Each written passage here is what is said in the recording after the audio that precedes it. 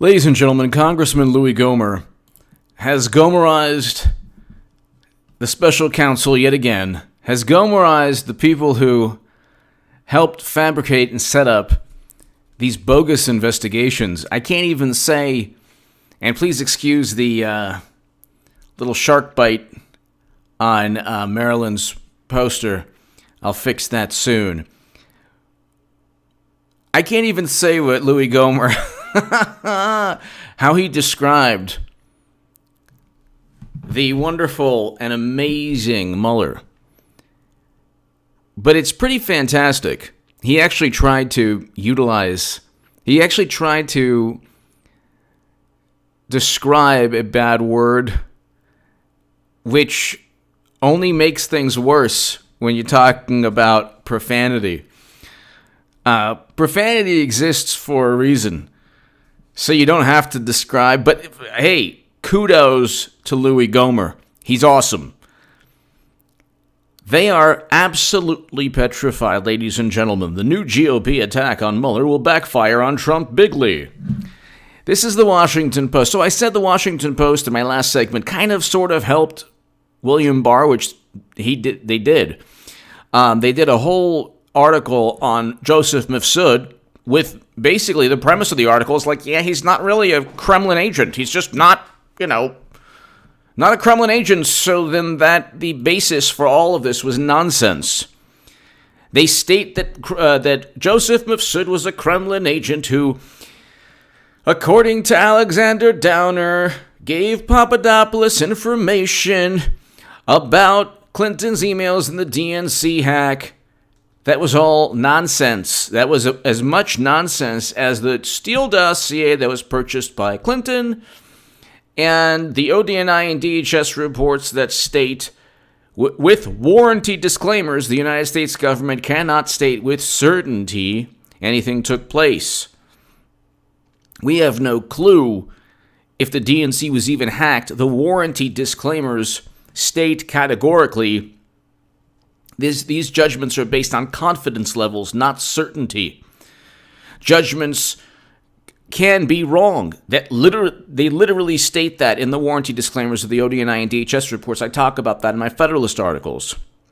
They've searched with 500 warrants, over 100 names unmasked, and they found nothing. No collusion or no grandiose effort to interfere in the election to inform the country that Bernie Sanders was cheated. So what they do is they wrap all of their misdeeds, they cloak their criminal behavior in this, like, poorly written spy novel where another country will actually interfere in our election by telling us all the corrupt activities of one side. Meanwhile, the entire media is obsessed and fixated. It's their only goal in life is to take down Trump, and they can't do it. But this is an interesting article, and so Louie Gohmert, I mean, there's only so much I could say. He's pretty awesome. He Gohmerized Strzok, which was hilarious. Maybe I'll get to that in my segment later this evening. But he said something about Mueller, which is accurate. And Mueller's going to testify in a couple of weeks, mid-July, July 17th. The left is petrified, media is petrified, Democrats are worried because they know if you look right now, The Intelligencer, New York Magazine, Republicans prepare to badger Mueller at first public hearing. Oh, really?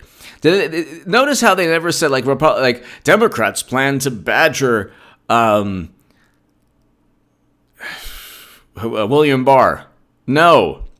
No, it was, it's always okay when the Democrats do something. When Republicans do it, it's horrible. But the new GOP attacks on Mueller will backfire on Trump bigly. No, they won't. With all due respect to the writer, they won't. Then he starts off with this interesting, given that Robert S. Mueller III's findings supposedly amounted to total exoneration for President Trump, you might be puzzled to learn that Trump's top allies are spending enormous amounts of time scheming about how to undermine the former special counsel's credibility and cast doubt on those findings.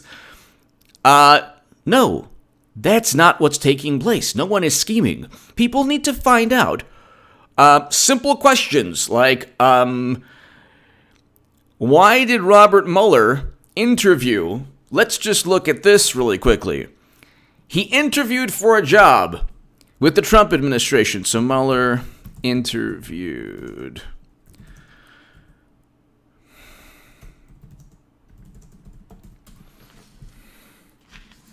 Trump interviewed Mueller for FBI director, CNN Politics. Isn't that interesting?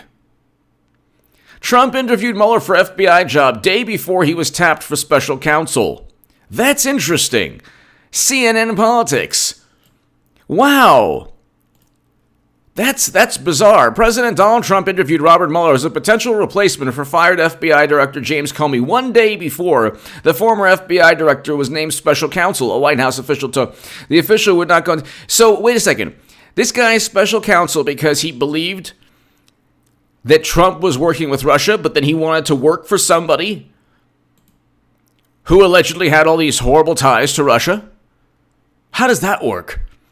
But forget about that. That's just one of the bizarre elements. There are a million questions that people like Louie Gohmert can ask Mueller. Number one, why does the ODNI and DHS reports, why do they have warranty disclaimers? That's really what should be asked. ODNI report, or you could just type in H.A. Goodman Federalist. Literally, just type that in. My last article. John Durham needs to investigate why the info generating the Mueller probe is all linked to Hillary Clinton. This was an article talked about and discussed and shared for 2 days by Rush Limbaugh. People who are, so when the opinion writer says, oh, well, scheming to, the DHS report, it literally says, DHS does not provide any warranties of any kind regarding any information contained within. This is a report talking about how Russia interfered in the election. How can you tell people, oh, well, you don't guarantee any warranties? Then, the ODNI report that James Clapper compiled, judgments that are not intended. Ladies and gentlemen, read the reports or just read my article. They link to the actual U.S. intelligence reports. Okay, the average journalist on the left or in mainstream media, which is the same thing, hasn't read these reports and they don't care. High confidence. The actual Office of Director of National Intelligence report, I am looking at it right now. If you just type in H.A. Goodman Federalist, you'll see my last article and the article prior to that one. I actually quote and link to the intelligence reports. High confidence generally indicates that judgments are based on high-quality information from multiple sources.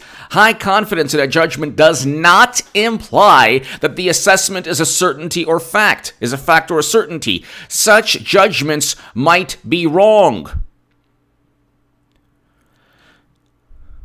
Confidence levels provide assessments. Consequently, we ascribe high, moderate, or low levels of confidence assessments. Estimative language consists of two elements: judgments about the likelihood of developments or events occurring, and levels of confidence in the sources and analytical reasoning supporting judgments. Judgments are not intended to imply that we have proof that shows something to be a fact. Assessments are based on collected information, which is often incomplete or fragmentary, as well as logic, argumentation, and precedents. You could simply ask Mueller, have you read the intelligence reports and have you read the warranty disclaimers? You could simply ask Mueller, did you know that Hillary Clinton purchased, you could simply say also, did you know the Golden Muumuu, Madam Cyberhack, purchased the Steele dossier with campaign money funneled through her law firm? Did you know this, yes or no? If so, why did you use it as evidence? Did you know that CrowdStrike was outsourced by the Democratic Party? If so, why did you use it as Company One in the indictments of Russian intelligence officials? Did you utilize any information? Also, another absurd thing. You know that quote that says, "This is the end of my presidency"? All of these absurd, dumb quotes. There's no way of knowing anything. There's no way of knowing any of this information. And a certain person said, "This is the end of my presidency." That Trump said, "This is the end of my presidency." It's like, what? Are you serious? Then there's an act. Mueller report play spotlights 10 acts of possible obstruction. No, none of these acts are. Act 1. President Trump asked the FBI director to shut down the investigation into National Security Advisor Michael Flynn. How is that obstruction, number 1? And number 2, that is Comey's assessment. Or that is Comey's recollection. I wouldn't trust Comey as far as I could throw him. Act 2, President, and the guy is like a giant. Act 2, President Trump said he fired FBI Director Comey because of the Russia investigation. No, he didn't. He didn't say that. These acts are hilarious. Act 3, President Trump ordered White House counsel Don McGahn to fire Mueller. That's not obstruction either. It didn't happen. So who cares if he ordered the Don McGahn? And firing Mueller is within his right to do. Guess what? He's the president. Mueller is in the executive branch. So, and all this evidence regarding Trump was fabricated to begin with. Act 5, President Trump prevented the public disclosure of evidence. No, he didn't. No, he didn't. Evidence regarding what? There is no evidence. The Mueller dossier, the report, doesn't compile any evidence. It's all gossip and hearsay. Trump said this, and someone said that Trump did this, and Trump tried to do this, but he didn't get away with it. So that was obstruction. There's not 500 warrants were obtained, search warrants. 500. They found nothing. Oh, that's not true. They found that there were a lot of contacts. So what? Then indict Trump on the contacts. See what happens. Indict anyone associated with Trump on interfering in the election. The evidence was not sufficient to press any criminal charges anywhere in the Mueller regarding interfering in the election or campaign finance violations or anything. And then they fall back on obstruction because it's a process crime. You obstructed our illegal investigation. So they utilize the full weight and prestige or whatever is left of the prestige of the United States government. And the Washington Post and others are like completely convinced that this was above board. Like, they can't fathom this wasn't above board. They're either acting or they truly are convinced. Like one person from the Young Turks who was like, there's nothing that was illegal. Everything was illegal. Deceiving FISA judges, leaking classified information, setting people up. But here, we can go on forever. Nothing here. All of this is hyperbole based on conjecture. This is the New Yorker. It's the end of my presidency. Movie stars channel Mueller. Who said it's the end of my presidency? How do we know this? How do we know this? And then the Washington Post article goes on to say the text messages weren't proof of anything. Yes, they were. We will stop Trump. And then they're like, they were just worried about whether a hostile foreign nation had control of our president. It's like,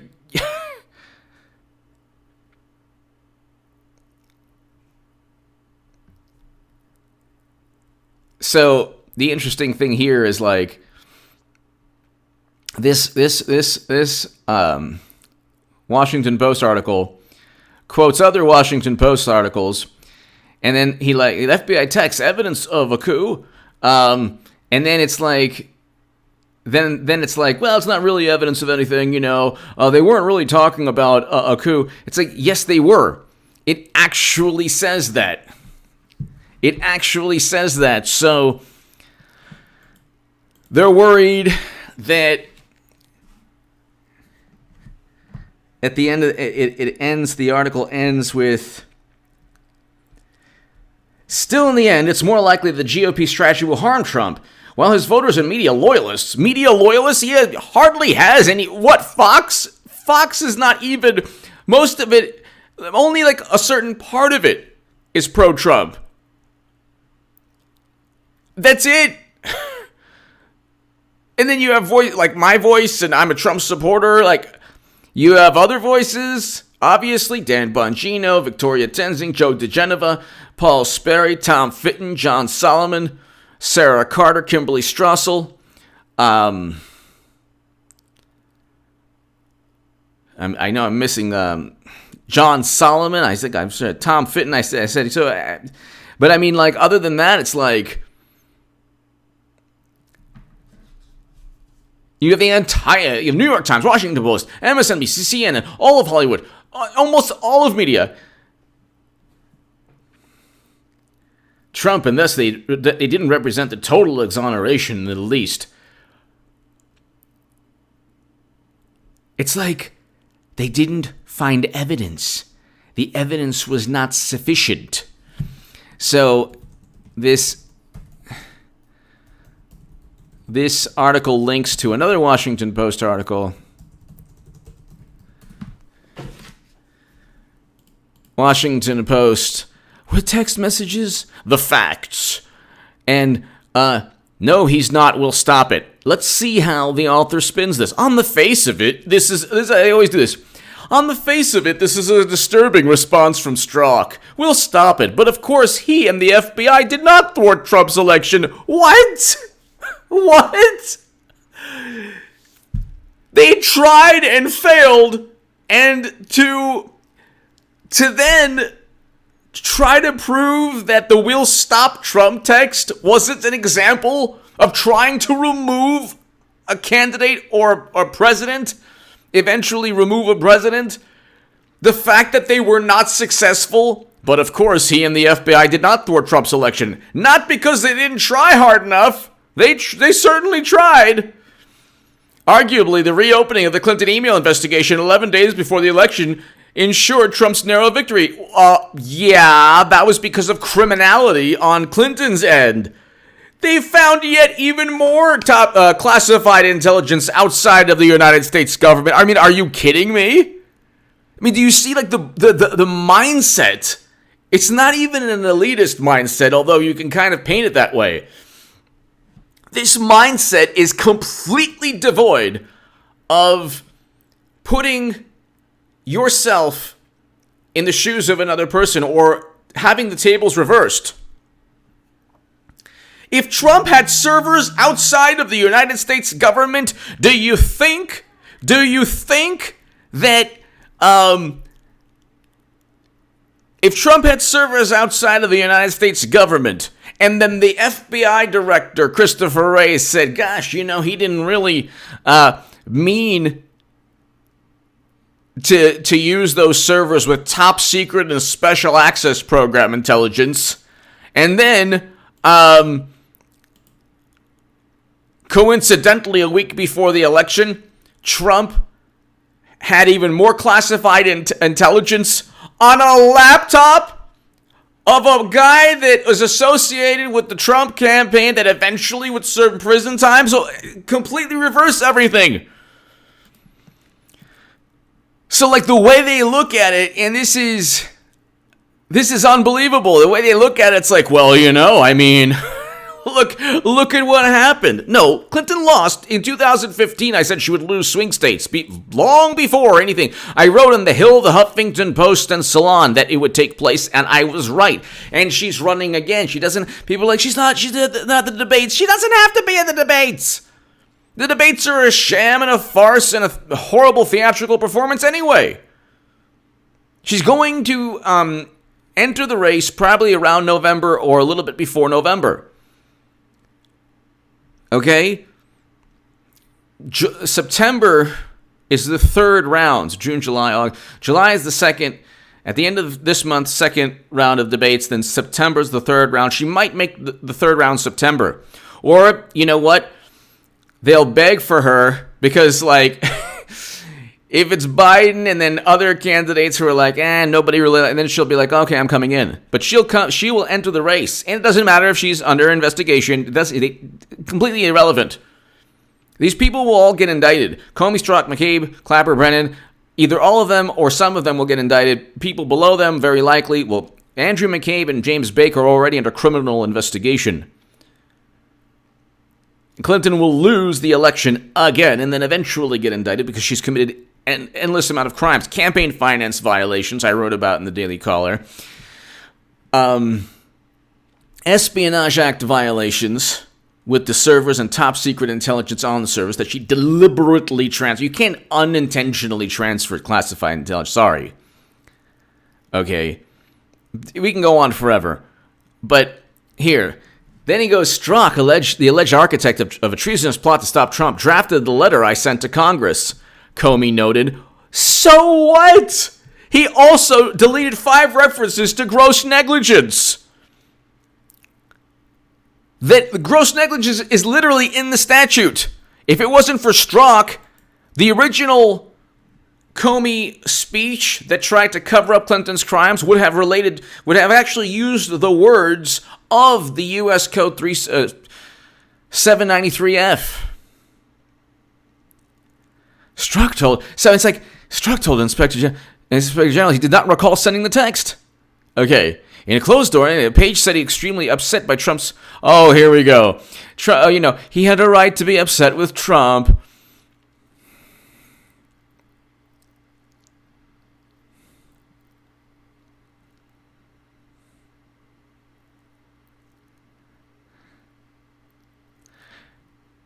And then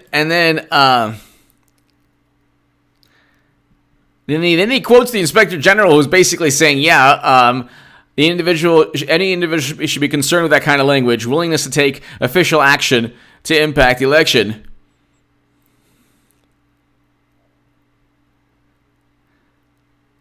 And then the IG gets away with, we found that Strzok was not the sole decision maker for any specific investigative decision. We further found evidence that in the same instances, Strzok and Page advocated for more aggressive investigation measures than did others on the Clinton team. What? You mean like when they actually knew that people were lying? Give me a break. None of them even asked how the emails were. See, this is the interesting thing. We found evidence that in some instances, Strzok and Page advocated for more aggressive investigative measures than did others. That doesn't mean anything. So others had practically no willingness to investigate Clinton's team. They actually perhaps engaged in some willingness. So therefore, anyway, it's like, look, and it still doesn't end with, this article doesn't end with any doesn't refute or there's no rebuttal to, no, we'll stop Trump. What they did, we will stop Trump from exonerating Clinton, using the Steele dossier purchased by Clinton, CrowdStrike assessment outsourced by Democrats, Alexander Downer linked to Clinton, Mifsud we found out has ties to Western intelligence, not the Kremlin. The whole thing was we will stop Trump. And then a Mueller report that actually says there's no evidence to indict. Not no reasonable prosecutor. The evidence was not sufficient. Mueller didn't say there's no reasonable prosecutor. Give me your thoughts below, ladies and gentlemen. Check out my Jerusalem Post article that talks about AOC's latest nonsense. And ladies and gentlemen, share if you want to support my work long term. My Patreon is below in the pinned comment.